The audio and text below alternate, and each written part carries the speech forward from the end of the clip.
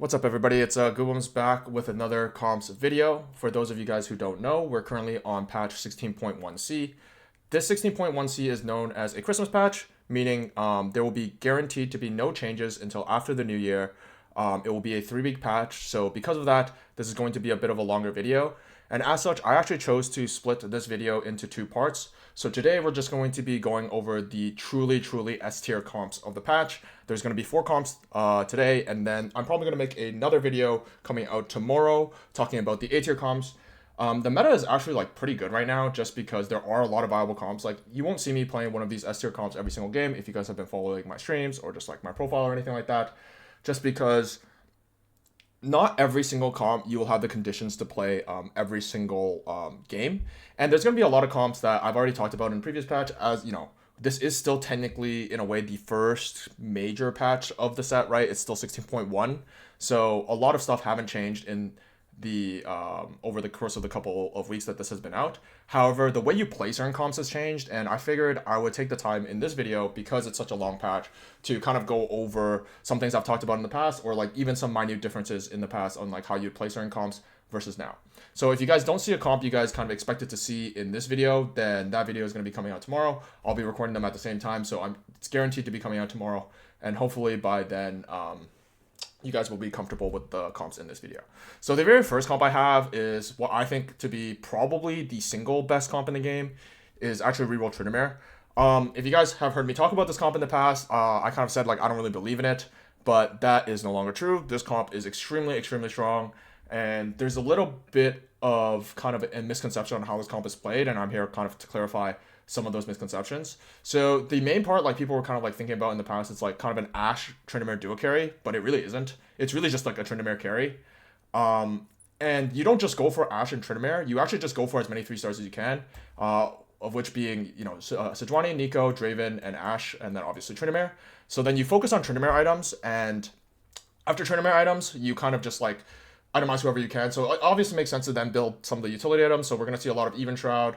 We're going to see a lot of Red Buff. We're going to see a lot of Last Whisper on these types of units, just because obviously all of these enable tryndamere. So kind of like a big mistake a lot of people make with this comp is they like hit on level 6. They hit, you know, 3-star tryndamere. Sometimes they roll for 3-star Ashe. Most of the time they will. But then they're just going to push levels and try to go to 9. And by the time you try to make it to 9, a lot of people will have already accelerated their pacing and already have made it to 9. So not only will your 5 costs that you're trying to cap around be contested, but also you're going to be there really late and really poor. So a better way to go about playing this type of reroll comp is most of the time you just go for multiple 3-stars. So we kind of already know the power of 3-star Draven because we play in another comp called, you know, reroll Draven and Gangplank. So we kind of know how strong this unit to be already. So it's actually better to just start rolling for these on level 7 after we've hit tryndamere and Ashe. And then Sejuani and Neeko, I mean, I'd actually say Neeko's not that good, but Sejuani 3 is kind of a beast. It's pretty much completely unkillable. 2-star Sejuani is already one of the best kind of mid-game tanks in the game, if not the best. It's probably tied to top 2 or 3, but she's really strong already, so just upgrading her to 3-star kind of gives her all that much more power. And yeah, and that's going to be how that's the game plan with this comp. And then let's now talk about kind of itemization and a little bit about augments. So in the past, people were kind of focusing on trying to build items split between Ashe and tryndamere because they thought Ashe was strong enough.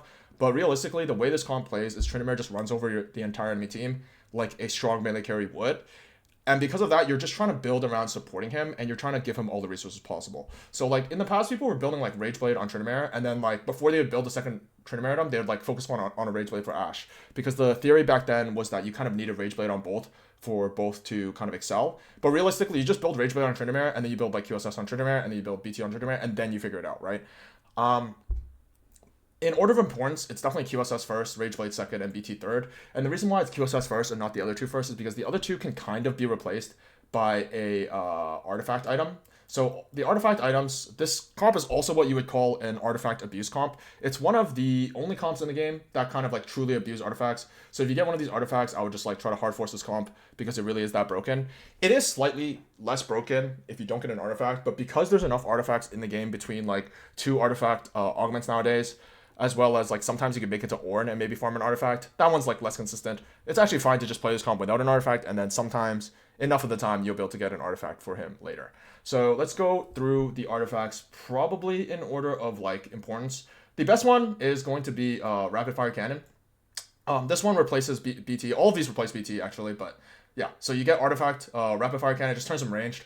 And then a ranged tryndamere is essentially a melee tryndamere, except he's also hitting you for range, so he's a lot safer, and then he'll still kill your entire team. Mittens is really strong. Again, this replaces Bloodthirster, I believe.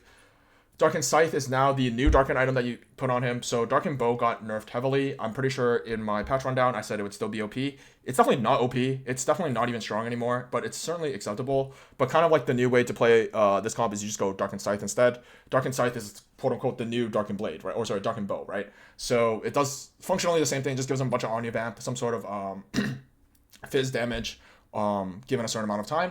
And yeah, this is just going to be the exact same thing as the old Darkened Bow. If you happen to have Darkened Bow and you were not given the choice to get Darkened Scythe, Darkened Bow is still fantastic on this unit. So again, if you're going to replace BT with Darkened Bow, you're going to be good to go. And then Death Dance being the final one. Again, there's 5 artifacts you can choose to play this comp with. So there's so many. If you have a spot to play this comp and you hit Portable Forge, you absolutely should force it because it's that strong.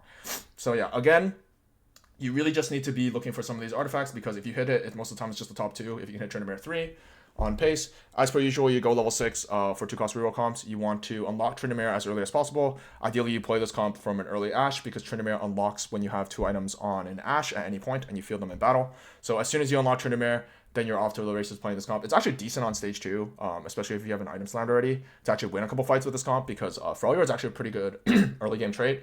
Obviously, at those times, you're kind of like getting it on with an Anivia rather than a Sejuani because like most of the time you won't have both a Sejuani and Ashe on stage 2. But again, this comp is really simple. Definitely force it if you haven't been, but I'm sure a lot of you guys have already seen this comp a lot. It's even almost playable if it's contested, assuming you can get like an econ augment of some kind that helps you reroll. So Trade Sector, Pandora's Bench. There's like certain prismatic ones like Prismatic Ticket. That's really strong. You can go Karma's Core, but obviously that's just a 4/2 augment. Most of the time by then you'll already probably be screwed, but in the case that you're not, like that can help you hit a lot of econ augments such as Hedge Fund, just stuff that gives you gold, raining gold. The one that gives you 4 gold with 7 interest. I forgot exactly what it's called, but after you make 50 gold of interest, I think it's savings account. After you've made a certain amount of interest, it's going to give you a bunch of gold. Again, anything that gives you gold is going to be really strong for this. And then finally, you just want to round out your augments with a combat augment of some kind. Ideally ones that help melee carries excel. So Mess Hall is fantastic. Anything that gives healing is fantastic. So Healing Orbs, Celestial Blessing. The one, I think it's like Precision Strike or something like that. That one that gives you like 25% attack speed, but then resets on assist or resets on takedown, but then has you dash to your next target. That one is also really strong for this comp. So yeah, those are the augments that you're going to be looking for this comp, and then otherwise it's really easy. Next up, we have a Void comp. So this is a comp I've talked about in the past. I want to clarify kind of like some things I said in the past about capping out with this comp. But for the most part, this comp is extremely easy. So it was nerfed really hard in DC patch, but I would still say it's still very easily an S tier comp, mostly because of how easy it is to play. So the way you play this comp is you just want to have 2 Void in as early as possible. It doesn't matter if you're losing rounds or winning rounds, but like any 2 Voids, so most of the time it's going to be Kog'Maw plus one of the 2 costs. Obviously, they're just lowest cost. And Kog'Maw's a really strong early game unit that can be outfitted with pretty much most of your item carries. Like even AD items is like kind of serviceable on him, but for the most part, obviously you want like AP attack speed items you're going to eventually put on Kai'Sa. And then the reason why you want to Void in as soon as possible is because Rift Herald unlocks after you've had Void active for 8-player combats. So this is not a comp I'd play, especially contested, if I don't have Void on 2-1. Or like maybe as late as 2-3. I mean, one of the most common questions I get is just like, how late are you willing to play this comp? Or how late are you willing to put Void in to play this comp, right? And I would say the answer to that is roughly on 2-5. But again, if your spot forward is really good, like say you're just like streaking through the first 3-4 rounds, and then you happen to put in Void, and then you're still streaking, and then you get Rift Herald a little bit late, it is still playable, but for the most part, I would say like 2-5 is pretty much the latest that you want to get access to this. And then something important is the way you unlock Kai'Sa is you have to be level 8 with a long shot with 3 items equipped. I'd say like 95% of the time, the long shot with 3 items equipped is going to be Kog'Maw. And then you unlock Kai'Sa by going level 8, but make sure the turn you go level 8, you don't want to roll on that same turn because you don't have Kai'Sa unlocked, right? So you're going to want to try to get econ augments so that you can get level 8 ahead of tempo, and then spend your gold on level 8 after you've unlocked Kai'Sa. And then once you've unlocked Kai'Sa, most of the time you're like relatively stable on either Kai'Sa 1, Rift Herald 1 or like one of these two upgraded. You generally don't need both upgraded to be stable on stage 4. And then you're going to try to slowly scale into eventually being able to go level 10 to hit Baron Nashor. The way you unlock Baron Nashor is you have to have every other Void unit, assuming you don't have a spat, and then you have to be level 10. And they just have to be on your board. They unlock the same turn. You would roll once, and then Baron Nashor appears in your shop. So once you've unlocked Baron Nashor, you just want to be pretty much enabling Baron Nashor as soon as as much as you can, and then most of the time that's enough for a win. In my old video, I told you guys you shouldn't play around 9 Void because it is lower cap.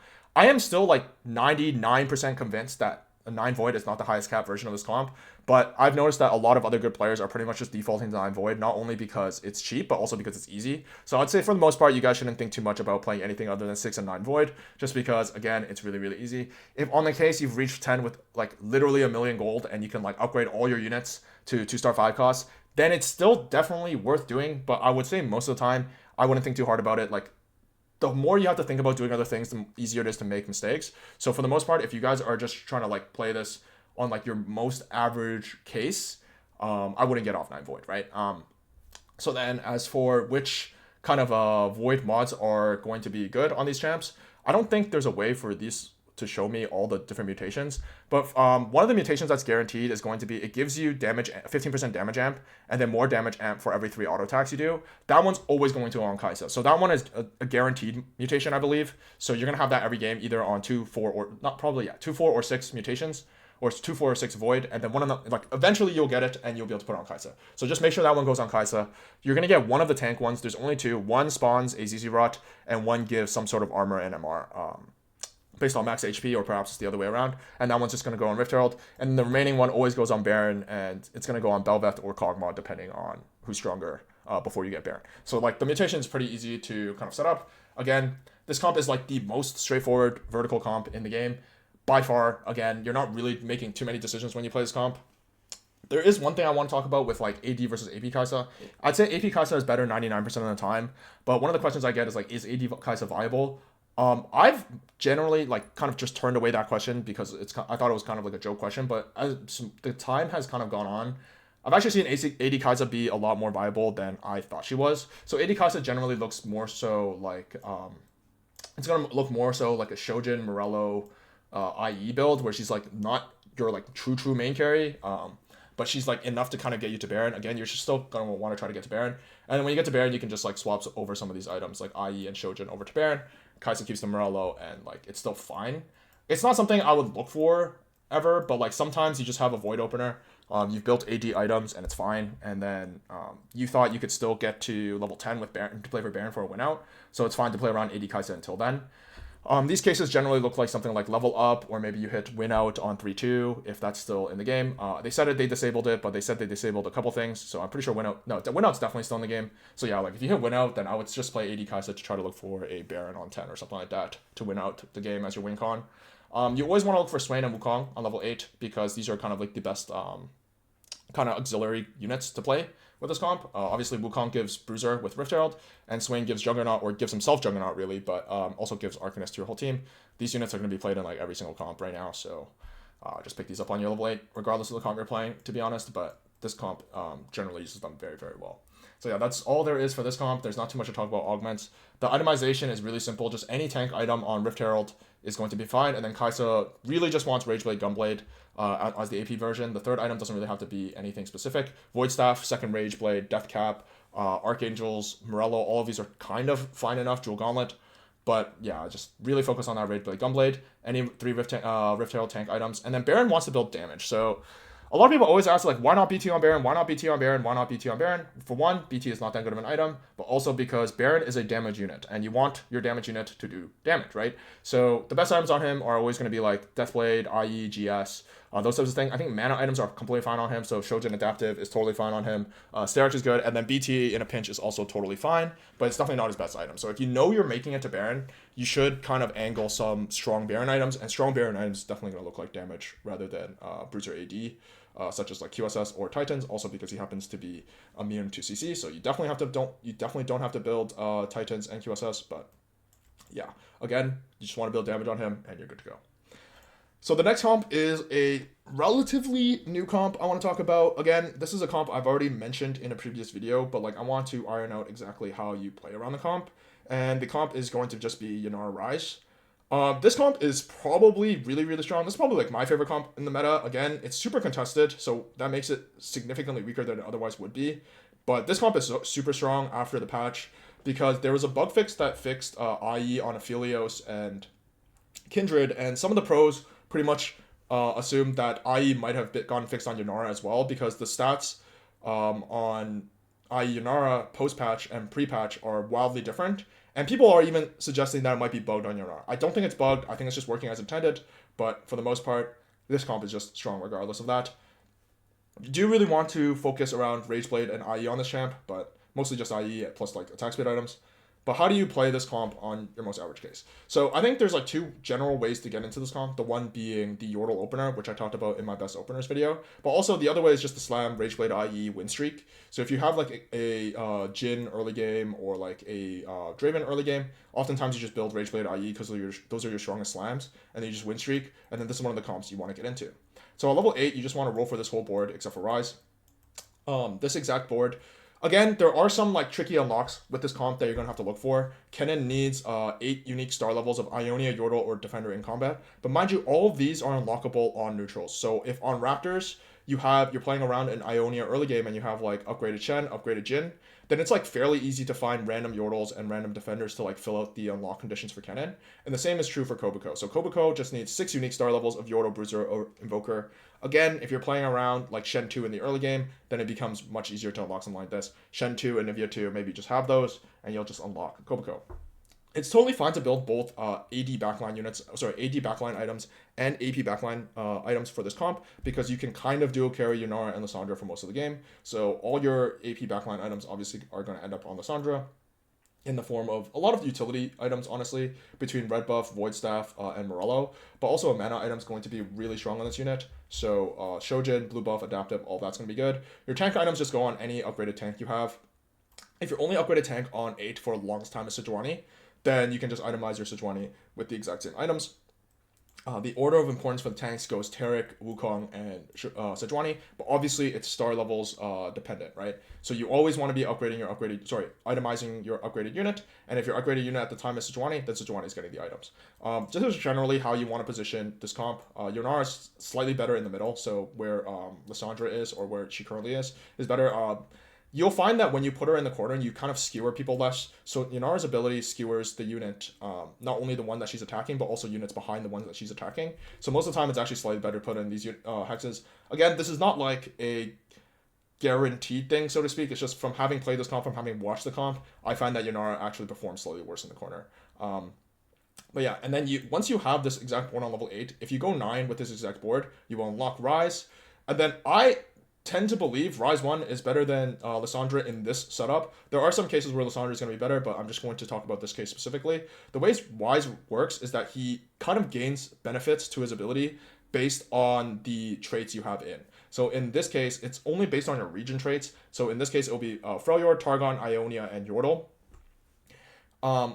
Pretty much the benefits he gets from these specific traits are so incredibly powerful that Ryze 1 IMO is already stronger than Lissandra. So we're going to outfit him with all of our Lissandra items. And then as we get better items, we can kind of like itemize Lissandra further and so forth. So the way you cap out with this comp is like this level 9 board will just beat a lot of really strong boards. So this board can be Baron, this board can be Annie-Silas. 2 comps that I always get questions about, like, okay, how do we even beat these comps? This board straight up beats them like a lot of the time. Obviously, you're not like, people ask like, okay, what beats this, what beats that? Like, it doesn't really matter what beats this or what beats that. It's like a higher capped comp beats a lower capped comp. There are some matchup problems depending on like what you're playing, but for the most part, like any comp can really beat any comp so long as you're playing a good comp, right? So yeah, this comp actually caps really high as is. But if you really want to talk about like the absolute max cap out of this comp, it's like you can start switching out things, but only pretty much on level 10. So on level 10, there's a couple ways to actually get out of Ashe. The simplest way is to go Kindred plus Volibear if you have Volibear unlocked. So if you go Kindred plus Volibear, then we actually have the exact same traits as we had before. I can't seem to find Kindred, but this actually gives you the exact same traits you had before. You have 3 Bruiser, but like for the most part, it's like totally fine. This caps out obviously higher than if you were to play Ashe. But there's also a way to go something like you keep Ashe, and then you played a Zir for whatever reason, and you unlocked Renekton or Nasus, and then you can actually go Shurima version of this comp where you drop Taric to play a different tank, let's just say Wukong, for the purposes of this activity. and then we just go to Shurima, and this enables Ryze even stronger. Again, this is like a little bit specific to you knowing some of the Ryze region benefits. You just have to know that Shurima is one of the strongest ones. And this is like the hyper late game, because not only do you have to be level 10, but to unlock Nasus or Remington, you have to be level 10, have played Azir for at least 2 rounds, and also guaranteed that they were the same thing. And also Remington is significantly stronger than Nasus. So it's like if you unlock Nasus, like, do you even want to play the setup? I don't really know. Again, this is a very hyper niche scenario where you're like level 10 with infinite gold, with infinite HP, and you just want to like truly cap out to the absolute max. There's like different things you can do. There's also like a different set version you can do, but set version where you carry Kindred. I don't know. There's like a lot of small things you can do at level 10, but for the most part, I would just say stick to this board on level 9. Most of you guys are going to struggle to hit level 10 anyway. So as long as you're like focusing on playing around this board on level 9, you'll be totally fine. And like that's not something you have to think about. But again, maybe if you find yourselves in that scenario, you can like look for it. As for augments, any strong combat augment for this is going to be good. So Celestial Blessing, Jeweled Lotus, Mess Hall are going to be fantastic for this comp. But again, the augments are just going to be like whatever you can have at the time. Sometimes you need items, take item augments. Finally, we have Bilgewater. So Bilgewater has undergone some changes since I first talked about how to toggle around Bilgewater. And because of that, again, I'm going to go from the top on like how you kind of want to play Bilgewater from 2-1. So the way you play Bilgewater on 2-1 is like most of the time you have a Twisted Fate, right? And then let's just assume you have an Alawi. The way Twisted Fate works, or more specifically Graves works, is you want to unlock Graves by putting 2 items on Twisted Fate. Again, this works on stage 1, so you'll have Graves by 2-1. When you have Graves by 2-1, you'll have 3 Bilgewater, and you can buy the item that's like this one's free, or first one's free, obviously for free, and you're going to want to look for 5 Bilgewater as soon as possible. So in the past, if you heard or remembered me talking about Bilgewater in my first comps video, I was talking about like toggling 3 and toggling 7, a bunch of kind of nonsense with that, and then you want to like toggle 5 for a certain item. We pretty much kind of scrap all that nowadays. You just want to use the Bilgewater shops to upgrade Graves as soon as possible, because Graves is going to be your strongest mid-game carry. So Graves being your strongest mid-game carry, you kind of just want to outfit him with the same MF items. So over here, I just have the Bilgewater items, but for now, we can kind of think about Graves as your standard AD carry with IE, Last Whisper, and Shojin, right? Like AD caster carry. This is going to carry through most of your mid-game as you play 3 and 5 Bilgewater. And then you're going to want to like outfit your Nautilus or your Alawi with some tank items. Any tank that you have upgraded, like if you have Shen, then obviously Shen gives Bruiser. So we're just going to play around that. And then once we get to level 8, which is going to be around 4-1 and 4-2, 4-3, we're going to want to go level 8 and roll for a single Misfortune. And the reason why you have to do this is because Misfortune is the only way you have access to 7 Bilgewater. Fizz unlocks essentially for free. You just have to be level 7 with 5 unique Yordles or Bilgewater units on your board. This is generally really easy because even if you don't have 5 Bilgewater before you unlock Fizz, you can put in a random Yordle and Fizz will unlock and then you'll get 5 Bilgewater, right? Again, you have to be level 7, but simple stuff. So we're going to go level 8 and roll for a single MF. Once we hit a single MF, then we're just going to try to play 7 Bilgewater for as long as possible. So our cap is almost never going to be around 7 Bilgewater, just because a lot of these Bilgewater units are really, really bad, right? Like Graves obviously gets replaced by Lucian Senna eventually. Twisted Fate offers almost nothing for your board unless you're playing around Kindred, in which case there's like some minor like stuff you can change. A lot of people play Ornn in the mid game because again, it gives you like Warden with Nautilus. So even though Ornn is really or mid game is a little bit of a stretch, but even though Ornn is like a really bad unit, giving you Warden for your main tank is totally fine. After you spent 500 Silver Serpents with Bilgewater, you're going to unlock TK, and TK pretty much immediately goes in. You should start feeding him. Feeding him is a little bit complicated, but for the most part, you just want to feed him anything without the attack fighter tag. So anything with an attack fighter, don't feed him, but anything else, you can just feed him, and just for the most part, that will be enough for like thinking about TK. You want to go 7 Bilgewater not only for the Silver Serpents, but also you want to go 7 Bilgewater because it starts unlocking powerful items. So some of these powerful items I actually have on my board already. So it's First Mate's Flintlock, Phantom Dancer, Black Market Explosives, Cutthroat, or this thing's Cutlass or whatever, Citrus, and then Barnacles. So it already tells you which units want to hold these items, right? These 2 are just tank items. These 2 are just damage items, and these 2 are just like AD carry items, right? So you want to put your AD carry items on your AD carry. You want to put your tank items on your tank, and then these go on Fizz or MF depending on like what type of items you already have existing, right? There's kind of like a misconception throughout the set where like Fizz was kind of weak, but then we kind of realized that like if you outfit Fizz with certain items or like certain setups, he actually does a really good job of targeting people's carries and just like eliminating key units. Obviously, he's an assassin unit, so that's kind of his job. But I frequently put a lot of the Bilgewater items on Fizz just because like I've already built 3 80 carry items on MF and I don't need any more of these 80 carry Bilgewater items, right? So those will just end up on Fizz. Again, you want to cap out around like switching some of these out for 5 costs. As per usual, you're going to see Wukong Swain because they just have insane traits. And then, yeah, this comp is pretty simple. There's like one caveat, again, with 7 Bilgewater that I'd like to talk about is that like, when do you start buying stats over items? So if you guys are familiar with the 7 Bilgewater shop or just the Bilgewater shop in general, is that 7 Bilgewater items get progressively more expensive the more you buy. So initially it goes 100, then 180, then 260, then 340, right? It goes up by 80 every time. So at 100, that's an easy buy, right? Like I'm buying it and I'm not thinking twice. At 180, pretty much the same thing. I'm buying it, I'm not thinking twice. At around 260 and 340, you really have to start thinking about like how many Bilgewater units you're playing and how many rounds you're going to have to wait to get your next Bilgewater item, right? So at 260, most of the time I would still just buy it, like save up for 260 and buy it. However, at 340, I've almost never bought a 340 Bilgewater item anymore. And the reason for that is like you're getting more benefits from just buying stats in the Bilgewater shop. It'll be like a certain amount of attack speed, certain amount of ADAP, certain amount of HP, right? Because there's like different stuff you could buy, and you can even buy like econ in the form of units, and like sometimes that just makes sense. Sometimes you just buy like a Tom Kench pair. Maybe you're going for MF3 and you're going for, you buy an MF. Oftentimes you can just go for an MF2. Like say you don't have an MF2 yet, you would just buy the extra MF. So there is a little bit of a balancing act with the items buying, but yeah, I'd say after 260, so after 3 items purchased, I wouldn't think too much about buying that 4th item. There are cases where you do, but again, it's like pretty niche because most of those times you're already playing like at least 5 Bilgewater units. So it's like really tough to accumulate enough to buy another item. Like if you have Bilgewater spat, oftentimes you can like play 7 Bilgewater for a little bit longer. And in those cases, it makes more sense to buy maybe the extra item. But again, in those cases, you're also giving those items to better units, right? Like if I have a Bilgewater spat and I'm putting it on Lucian Senna, then it makes more sense to take extra items sometimes because I can put those items on Lucian Senna. But also, the Bilgewater stats apply to the units you have the Bilgewater spat on, right? So again, there's still that balancing act.